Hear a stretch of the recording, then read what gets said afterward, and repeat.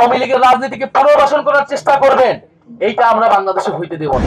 যেটা হয়েছে এটা খুবই দুঃখজনক, খুবই ন্যাক্কারজনক, এবং এটা অস্বীকারের চেষ্টা আরো বেশি ন্যাক্কারজনক। হাবিবুল্লাহ কলেজে একেবারে চিহ্নিত ছাত্রদলের ক্যাডার সন্ত্রাসীরা এটা পরিকল্পনা করে এটা করেছেন।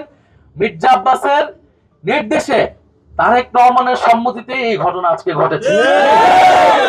ফলে আপনারা একদিকে ভালো ভালো কথা বলবেন স্টেজে ওঠে, আরেকদিকে আপনারা আপনাদের যারা বিরোধী রয়েছে, প্রতিদ্বন্দ্বী রয়েছে, তাদেরকে আপনারা দমন করবেন সন্ত্রাসী কায়দায়, আওয়ামী লীগের রাজনীতিকে পুনর্বাসন করার চেষ্টা করবেন, এইটা আমরা বাংলাদেশে হইতে দেব না।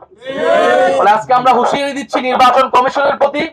আমরা দেখতে চাই এটার ব্যবস্থা তারা কি নেয়, কলেজ প্রশাসন এটার কি ব্যবস্থা নেয়, এবং বিএনপি দলীয় ভাবে এটার কি ব্যবস্থা নেয়। এরপরে বাকি জবাব আমরা রাজপথে দিব, আমরা 12ই ফেব্রুয়ারি ইলেকশনে দিব। আর আপনারা দেখতে পাচ্ছেন যে আমাদের এই ভাইয়েরা, ওনারা আহত হয়েছেন প্রায় 12 জনের উপরে। সেটা শুধু অনেক মিডিয়াতেও এটাকে নেগেটিভ ভাবে যে ডিম মারা হচ্ছে, তোপের মুখে হচ্ছে, এইটা খুবই স্পষ্ট একটা পরিকল্পিত ভাবে সন্ত্রাসী হামলা। যে হামলায় আমাদের ঐক্যবদ্ধ বাংলাদেশের অনেক ভাই বোনেরা আহত হয়েছে, হেনস্থার শিকার হয়েছে, এবং এটা আমরা আইনি ভাবে, রাজনৈতিক ভাবে আমরা এটার মোকাবেলা করব।